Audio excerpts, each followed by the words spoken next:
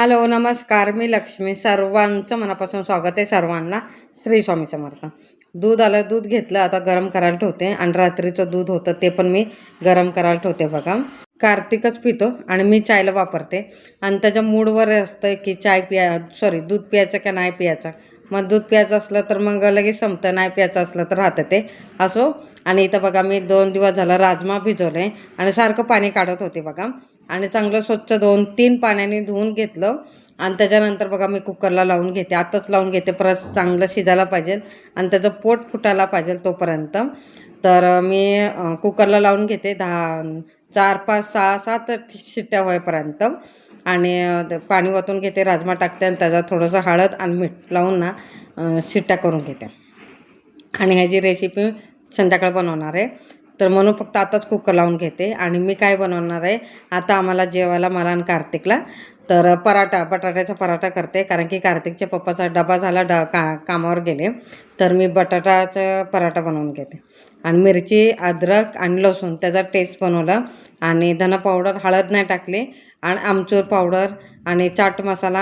आणि दुसरी गोष्ट म्हणजे शेजवान फ्राय राईस, चवीपुरतं मीठ.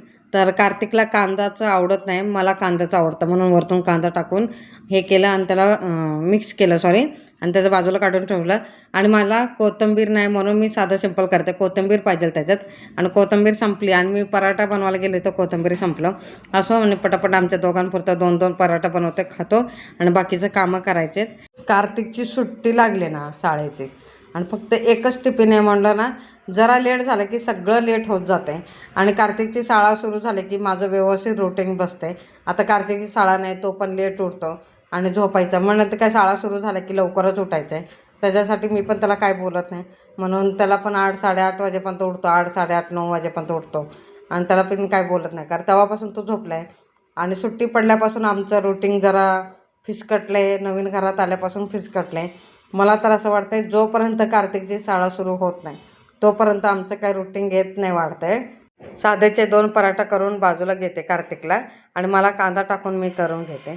कारण की कांदा टाकून ना पराठा खूप सुंदर आणि छान लागते. आणि त्याच्यात वरतून ना गरम गरम आहे ना पराठा असला की बटर ठेवायचा आणि टमाटर सॉस बरोबर खायचं, छान लागते. आणि माझं दळण संपलं म्हणून इथं बघा दळण करायला ठेवलं आहे. आज वार आहे शनिवार, तर नवीन झाडूचं उद्घाटन करणार आहे.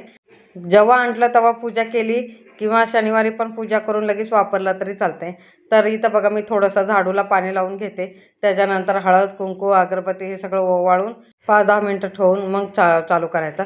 आणि शक्यतो शनिवारीपासूनच घ्यायचे. आपली घरची दरिंद्रे ना नवीन झाडूने काढायचं असलं की शनिवारचंच काढायचं. म्हणून मी शनिवारचीच वाट बघत होते. फायनली शनिवारी आला, म्हणजे आजपासूनच घ्यायचं. आणि संध्याकाळचे 5 वाजलेत बरं का. तर मी म्हटलं आता झाडू संध्याकाळचं मारायचंच आहे, तर मग नवीन झाडूनेच मारायचं. आणि त्याचं ना चोथा म्हणजे त्याचं भुसा आहे ना तो पडतो. तसंच सारखं झाडू मारलं की मग त्याचा भुसा हळूहळू कमी होतो. नवीन आहे म्हटलं त्याचा भुसा पडतो. मग मी तसंच मारते. आणि बरं पडतं, एवढं मोठं झाडूनेच बरं पडतं ते. केरसुनीने अजिबात नाही, कंबर पण दुखते आणि सगळंच होते. आणि हे बरं पडते, पटापट होते हे. असं नवीन झाडूने अख्खं घर झाडून घेते. तर किचन, हॉल, बेडरूम सगळं झाडू. आणि पहिला मी बेडरूमच घेतला. मग बेडरूममध्ये देवघर आहे तर पहिलं तेच घेतलं आणि झाडू मारून घेते.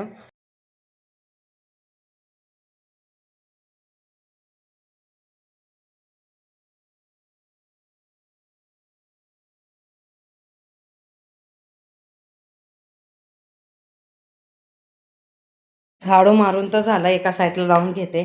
आणि सगळा हा केर आहे ना सुपलीत काढून घेते. हे बघा, तर मी आता शक्यतो सुपली वापरायला चालू करणार आहे. तुम्हाला खरं सांगू का, सुपलीचं गरजच लागत नाही. मी सुपली वापरतच नाही. आणून माझं किती वर्ष झालं, त्याला वापरलंच नाही. अजून नवीनच्या नवीनच आहे, कधीतरी अशी वापरते, शक्यतो वापरतच नाही. तर मग म्हणजे आता चालू करायचं की सुपली पण वापरायला चालू करायचं म्हणून आता ठरवलं आहे. माझी मैत्रीण आली बघा माझं नवीन घर बघण्यासाठी. तिला म्हटले की मी घर शिफ्टिंग केली आहे. तर अजून एक मैत्रीण येणार होती, ती गेली मुंबईला. तर दुसरी मैत्रीण ती आली आहे मला भेटायला. आणि त्याच्या पोराला ना थोडी दुखापत झाली आहे बरं का. तर म्हणजे पडला आहे तो, त्याच्यामुळे फ्रॅक्चर झालं आहे हाताला ना. त्याला पूर्ण हाताला ना प्लास्टर केलं आहे. त्याला प्लास्टर म्हणतात, अजून दुसरं काय काय म्हणतात मला पण नाही माहिती. लय उशीर आले, ते 6:30-7 वाजलेत. तर तिला आता थांबून घ्यायचं म्हटलं तर तिला पण जायचं गडबड आहे. तर इथं पटकन मी चाय ठेवून घेते. मी आणि माझी मैत्रीण चाय पिऊन घेतो. चाय पियात पियात ना भरपूर अशा गप्पा मारणार आहे मी आणि माझी मैत्रीण, कारण की 2 महिन्यानंतर मला ती भेटली आहे. आणि एक मैत्रीण आहे ती मुंबईला गेली. आता ती आल्यानंतर परत एकदा त्यांना मी माझ्या घरी बोलवणार आहे. तर चाय पिलो, गप्पा भरपूर मारल्या आणि ती गेली. आणि गेल्यानंतर तिला अर्धा तास संध्याकाळ झाले म्हटलं अर्ध्या तासापर्यंत सोडून आली. तिला सोडून आल्यानंतर आता मी स्वयंपाकाला चालू करते. पहिले ना मी राजमा बनवणार आहे. तर तेल भरपूर घेतलं, त्याच्यानंतर आलं लसूणची पेस्ट टाकलं आणि भरपूर असा कांदा चिरून टाकलं. हे बघा गुलाबी रंगेपर्यंत भाजलं आणि बारीक चिरलेला टमाटर तो पण चांगलं भाजून घेतलं. पेस्ट करणार होते, पेस्ट केलं तरी चालतं आहे आणि नाही केलं तरी चालते. आणि हिंग आहे ना पहिलं टाकायचं लक्षात नाही, नंतर घातली आणि ते पण व्यवस्थित भाजून घेतलं आणि सगळे मसाले ॲड केले ते बघा. आणि ह्याच्यात ना आमचूर पावडर टाकायचं, खूप छान लागते.